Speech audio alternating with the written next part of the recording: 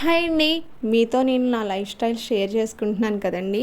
So, మా ఫ్యామిలీలో ఇంకా మా మమ్మీ, డ్యాడీ కోసం కూడా చెప్పాను కదా! ఇంకా మా నాన్నమ్మ, మా తాతయ్య అన్న కూడా నాకు చాలా ఇష్టమండి. ఎందుకంటే చిన్నప్పటి నుంచి మేము వాళ్ళ దగ్గరే పెరిగామనమాట. అసల ఏ మనవరాల్ని కొంతమంది అలా చూడరు. మమ్మల్ని నిజంగా చెప్తున్నా సొంత తల్లిదండ్రుల్లాగే చూసేవారు మా తాతయ్య, మా నానమ్మ. ఏది కావాలన్నా కొనిచ్చేవారు. ఇప్పటికి కూడా నేను వెళ్తే కనుక అసలు మామూలుగా ఏడవదండి మా నానమ్మ. అసల చిన్నప్పటి నుంచి పెంచుకుని ఇంకా ఏ ఊరు ఎక్కడికి వెళ్ళేది కాదు. ఇంత దూరం వచ్చేసరికి చాలా ఫీల్ అవుతారు వచ్చేటప్పుడు. సో, ఇంక ఎమోషనల్ అయిపోతాననమాట. ఇంక నేను ఎప్పుడు వస్తానా అని చూస్తారు. అలా కాకుండా ఇంక చిన్నప్పటి నుంచి మా తాతయ్య మాకు చాలా ఫ్రూట్స్ కానీ, అవి కానీ, ఇవి అని కానీ ఏయన్నా కొనిచ్చేవాడండి. మేము మా బాబాయ్ వాళ్ళ పిల్లలు మేము కలిపి ఒక 11 మంది పిల్లలమైతే ఉంటాము. సో, మా అందరికీ ఐస్ క్రీమ్ కానీ, పుచ్చకాయ కానీ సీజన్ బట్టి అన్నీ తెచ్చేవారండి. చాలా ముంజికాయలతో సహా.